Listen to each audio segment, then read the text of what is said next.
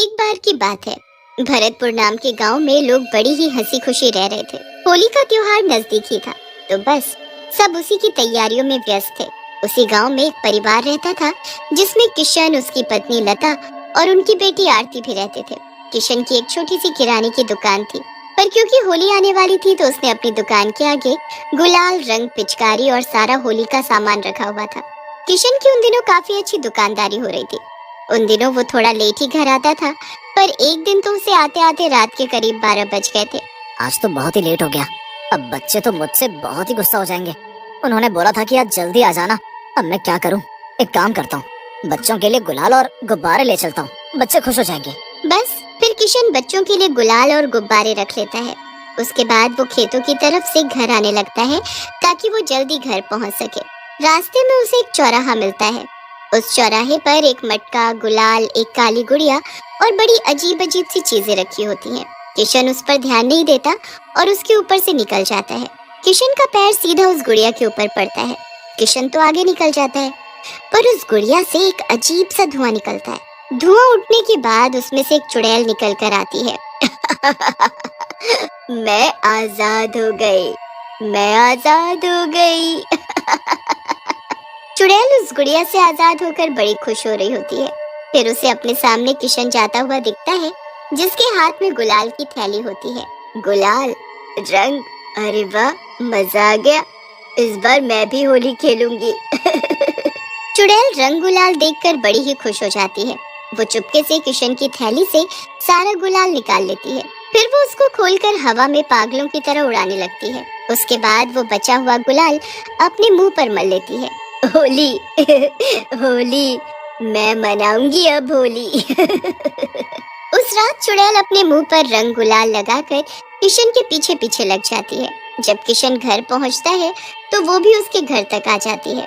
अब घर पहुंचकर किशन थैली में से बच्चों को गुलाल निकाल कर देने लगता है, तो उसे थैली में कुछ मिलता ही नहीं है। अरे, मैंने तो खुद अपने हाथों से इस थैली में गुलाल रखा था, कहाँ चला गया?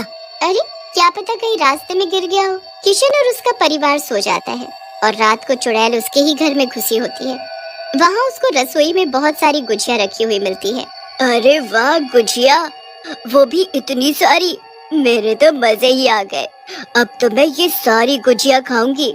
चुड़ैल फिर एक गुजिया उठाकर खाने लगती है। उसे वो गुजिया इतनी स्वादिष्ट लगती है कि वो गपागप सारी की सारी गुजिया खा जाती है। बहुत ही स्वादिष्ट थी ये तो। मेरा तो पेट भर गया। अब तो मैं किसी पेड़ पर जाकर आराम से सोऊंगी। सुबह जब लता रसोई में आती है तो उसे वहाँ एक भी गुजिया नहीं मिलती।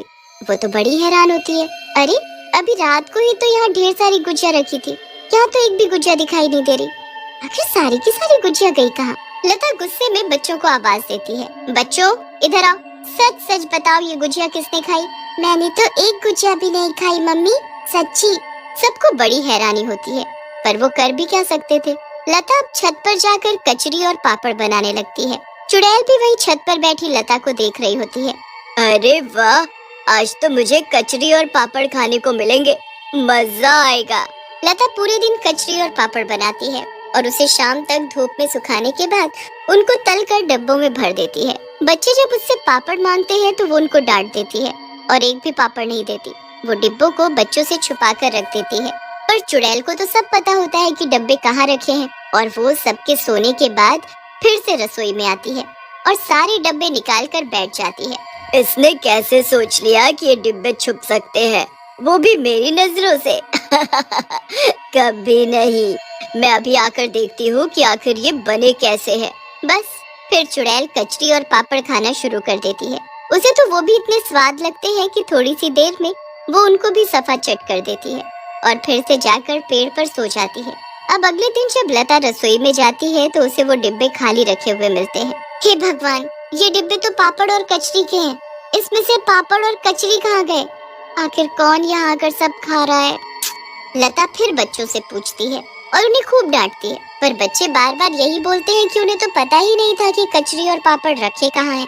लता अब तो बिल्कुल परेशान होकर बैठ जाती है। रात को चुड़ैल रसोई में रखी चीजें खा जाती और पूरा दिन वो किशन के साथ बाहर घूमती या दुकान पर रहकर वहाँ काम करती रहती। कितनी बार लोग किशन को देखते कि किशन अपने मुंह पर रंग लगाकर क्यों बैठा है, पर दरअसल वो चुड़ैल होती है जो उसके शरीर में दिन के वक्त कब्जा करके रखती है। उसे खाने पीने और होली का बड़ा ही शौक होता है। अब एक दिन किशन अपने भैया भाभी के घर होली देने जाता है। अब फिर से चुड़ैल उसके पीछे पीछे लग जाती है और उसके भाई के घर तक भी पहुंच जाती है।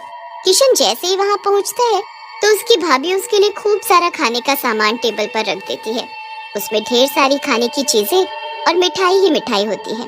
पास में गुलाल और रंग भी रखा होता है। चुड़ैल तो ये सब देखकर पागल सी हो जाती है। वो तुरंत किशन के शरीर में प्रवेश करती है और अपने मुंह पर रंग मलने लगती है। अरे तू ये क्या कर रहा है? मुझे होली खेलनी है। सारा रंग अपने मुंह पर लगाने के बाद किशन के अंदर की चुड़ैल खाना शुरू कर देती है। वो एक के बाद एक मिठाई खाना शुरू कर देती है। किशन के भैया भाभी उसे देख एकदम भौचक के रह जाते हैं। अरे भैया, आप आराम से खाओ ना, जल्दी क्या है? अजी, मुझे कुछ गड़बड़ लग रही है। भैया कितनी अजीब आवाज में बोल रहे हैं। पहले जब आए थे तो ठीक थे। किशन सारा कुछ खाकर खत्म कर देता है और बिना कुछ बोले वहाँ से चल देता है। उसके भैया भाभी भी डर के मारे कुछ नहीं बोलते। ये बात हमें लता को बतानी होगी। किशन का बड़ा भाई उसके पीछे पीछे जाता है। पूरे रास्ते वो उसके ऊपर नजर रखता है। किशन रास्ते में रुककर कुछ लोगों को देखने लगता है जो होली खेल रहे होते हैं और फिर उनके साथ पागलों की तरह होली खेलने लगता है। किशन के भाई को कुछ समझ नहीं आता। वो जल्दी से उसके घर पहुंचता है और लता को सारी बात बताता है। भैया, वो यहाँ भी अजीब सा बर्ताव कर रहे हैं। बच्चों को खेलने नहीं देते और उनके गुब्बारे खुद मारने लगते हैं। सारा गुलाल और रंग खुद पर मलने लगते हैं। किशन पर किसी भूत चुड़ैल का वास है। हमें ऐसे कहीं दिखाना होगा जल्दी, वरना एक बार होली का दहन हो गया तो इससे पीछा छुड़ाना मुश्किल हो जाएगा। बस जैसे ही किशन घर आता है वो उससे पहले एक तांत्रिक को घर बुलाकर रखते हैं जो घर में सारी तैयारी करके रखता है। ये सब क्या है? ये किसने किया? कौन है तू?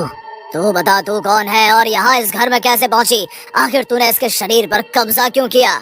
ये सुनकर चुड़ैल किशन के शरीर से बाहर आ जाती है। अब तुझे पता चल ही गया है तो तुझसे क्या छुपना। मुझे तो इस किशन ने आजाद किया, तो अब तो मैं इसी के साथ रहूंगी। इसने तुझे आजाद किया? हाँ, मुझे तो कैद कर दिया उस गुड़िया में और छोड़ दिया था चौराहे पर किशन ने मुझ पर पैर रखा और मैं आजाद हो गई। मैंने कितनी बार बोला था इनको कि चौराहों से देखकर निकला करो, पर ये तो मेरी सुन। कोई नहीं, अब मैं इसका इलाज करूंगा। बता तू क्या चाहती है? मुझे तो होली खेलनी है, बस होली खेलकर मैं चली जाऊंगी। होली खेलनी है? तुझे होली से इतना प्यार क्यों है? मुझे होली बड़ी पसंद थी, पर मैं बहुत गरीब थी। कभी ना होली पर पकवान देखे और न रंग गुलाल। ऐसे ही गरीबी में बड़े हो गए और फिर एक होली पर बहुत बीमार होने की वजह से मेरी मौत हो गई। मैं फिर एक लड़की के शरीर में रहने लगी और उन्होंने भी एक गुड़िया में बंद करके चौराहे पर छोड़ दिया। फिर जब किशन ने उस गुड़िया पर पैर रखा तो मैं आजाद हो गई। पर तू ये ठीक नहीं कर रही। तू अब चली जा इसे छोड़कर। ये तेरा घर नहीं है और ये तेरा शरीर नहीं है। नहीं नहीं, मैं कहीं नहीं जाऊंगी, यही रहूंगी, होली मनाऊंगी। तेरी होली खेलने की इच्छा को मैं पूरी करवाऊंगा, पर तू वादा कर कि उसके बाद तू यहाँ से चली जाएगी हमेशा के लिए। ठीक है, पर मुझे इस बार नहीं बल्कि हर बार होली खेलनी है। तू मुझे कैद नहीं करेगा, बस हर साल मैं आऊंगी, होली खेलूंगी इन लोगों के साथ। अगर तुम हमें कोई नुकसान पहुंचाए बिना हमारे साथ होली खेलोगी और बस खा पी कर चली जाओगी तो हमें कोई दिक्कत नहीं, पर तुम कभी किसी के साथ बुरा नहीं करोगी? नहीं करूंगी, बस मुझे होली खेलनी है, पकवान खाने हैं। चुड़ैल की बात को लता मान जाती है और अगले दिन होली पर सब खूब होली खेलते हैं। चुड़ैल की वो पहली होली होती है। इतने सारे रंग, इतना सारा गुलाल, पिचकारी, गुब्बारे और ढेर सारे पकवान। चुड़ैल ये सब देखकर बड़ी ही खुश होती है। वो लता, किशन और बच्चों के साथ खूब होली खेलती है। ये मेरी पहली होली है। आज मैं बहुत खुश हूँ। बस तुम चुपके से मेरी गुजिया और कचरी मत खा जाना। हाँ। नहीं नहीं, मैं सबके साथ ही खाऊंगी। सब लोग हंसने लगते हैं। चुड़ैल की होली खेलने की इच्छा पूरी हो ही जाती है।